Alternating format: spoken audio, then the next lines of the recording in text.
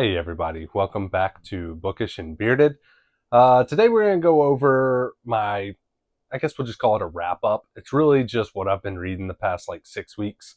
This last TBR video, I got carried away trying to throw in like my TBR jar plus the 10 for the end of the year. So I didn't get a chance to kind of go over what I read in October. So this is everything I read last month and the last 2 weeks of this month.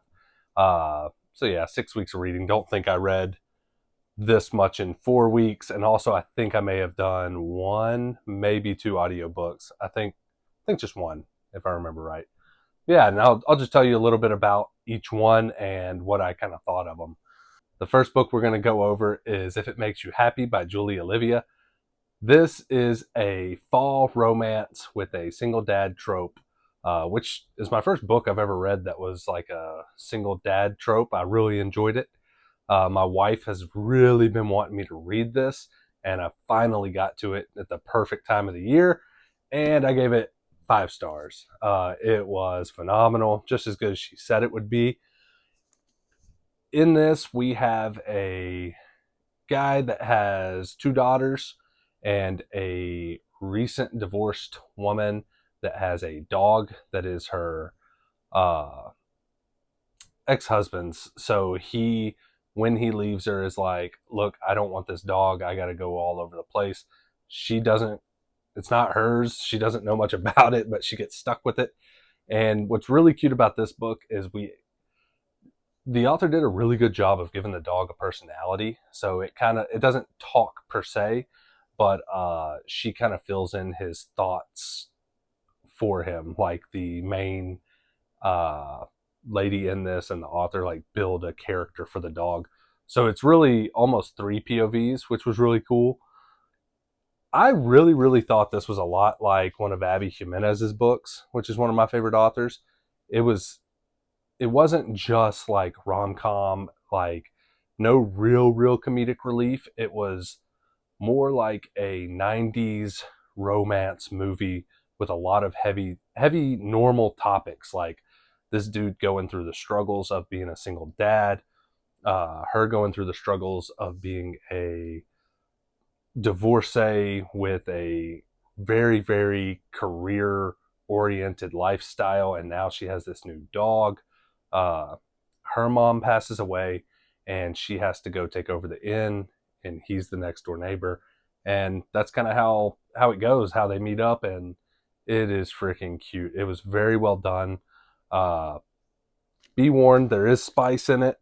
There is a little bit of language, and there are heavier topics. It's not just romance and like funny fun stuff. It is a real life romance. Almost, my wife herself said it feels almost like the characters, like you're wondering how they're doing at the end of the book. It is really good. I kind of equated it to like when a good series like Friends ends, and you're thinking about what they could be doing. And yeah, it was really good. Next is Mortal Queens by Victoria McCombs. This was really good. I gave this 5 stars as well. You'll see a pattern here. I had a lot of good reading these past 6 weeks. This is a YA fantasy with a subplot of romance. It's like barely sprinkled in. This was really good world building. Uh, these mortals in this realm, uh, basically once a year, or every year or every other year, I can't remember which it is. These three Fae ambassadors come to their land. They draw from a giant jar of names, kind of like Hunger Games, and whoever they pick comes to become their queen. This mortal queen goes to their lands. All these young girls have been taught their whole lives that it is going to be perfect. You're going to live in like heaven, and that they really look up to these fae. Our young main female protagonist was trained by her dad in battle and strategy, and He was a real gruff guy getting her ready for a brutal world. When she gets picked, she goes to this Fey realm, and it is not all it was cut out to be. It is very. I don't want to give anything away because that's the whole point of these. Is like you don't really know what's going on. I'll just say the Fey are very tricky. They are very. It's almost like one giant chess game, and the queen that comes there is the queen on the board. There's, I don't think, a better way to describe it. It gives heavy Caraval vibes if you've read those. Caraval with Faye. I mean, it doesn't get much better than that. If you like courtly politics, YA novels with no spice, and a really like fantasy oriented book, this would be a perfect read for you. Again, 5 stars. It was beautifully written. Next is Practice Makes Perfect by Sarah Adams. Another 5 star read for me. I read the first book to this, When in Rome, a while back.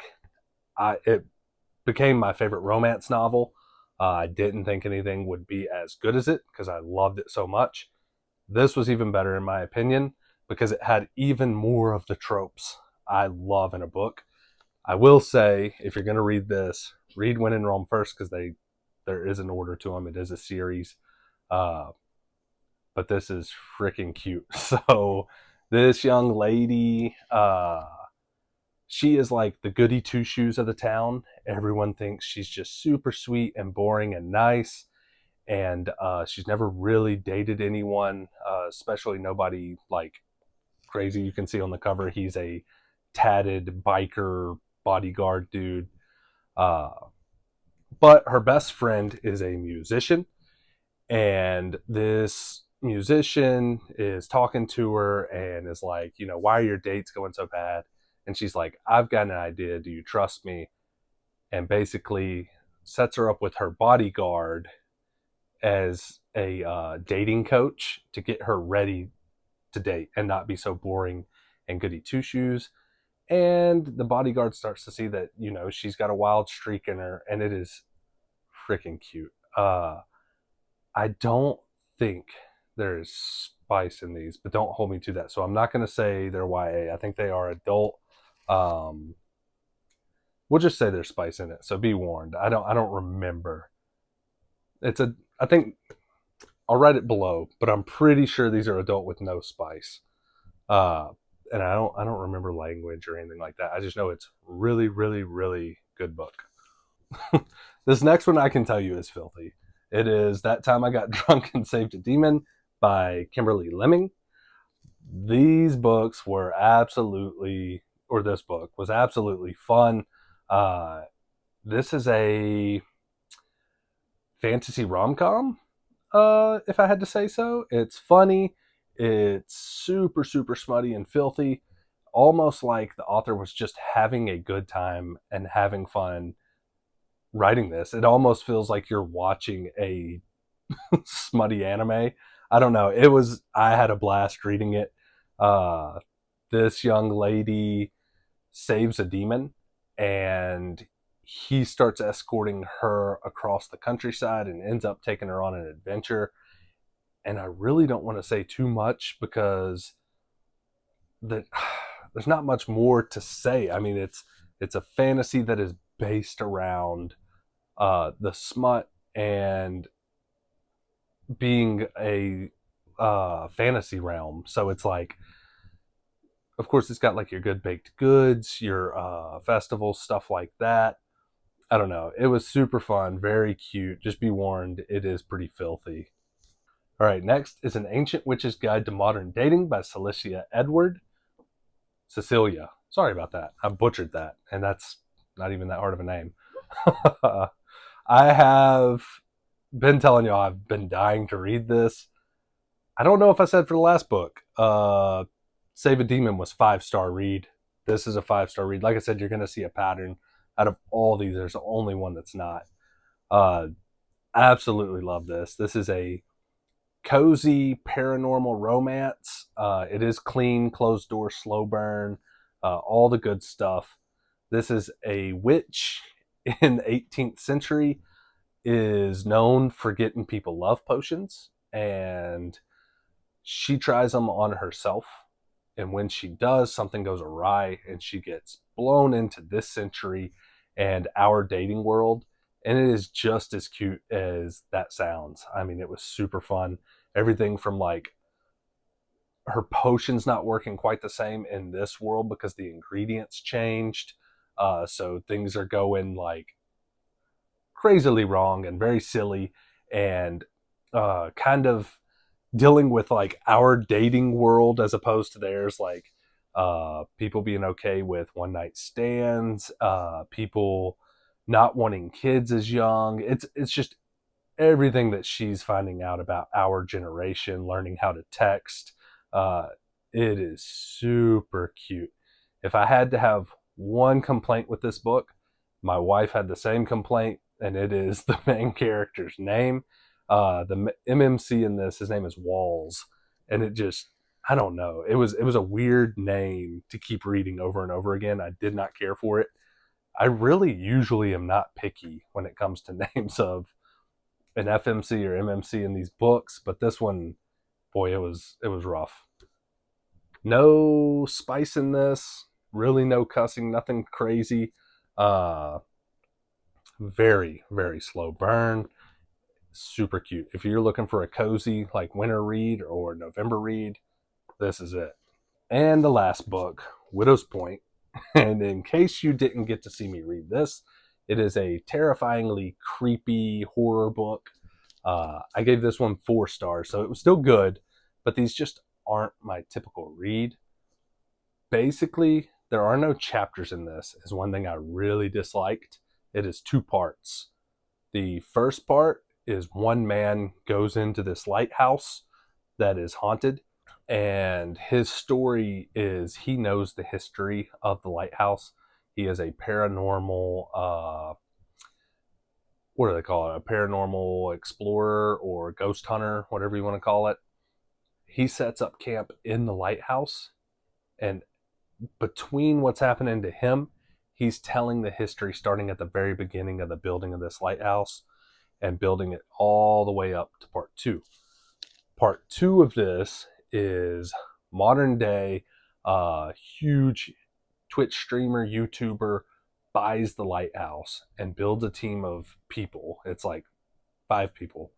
A surveillance guy he's like a guru with all electronics, everything from night vision to heat trace to all those things that hear like white noise. He gets a woman that is like a local from the town who went on to become like a horror author. He gets someone that studies paranormal activity, and then his best friend who is also like into ghosts like him. They go into this lighthouse. They don't want to like lock themselves in it, so they just kind of stay on the property for a couple weeks, and it is creepy, man. It is. I don't even know if it's like demons, ghost. It never really clarifies. There is some sort of entity in this lighthouse that they're dealing with. There are mannequins in there. That's creepy. And then these people, they go in knowing what they're getting into.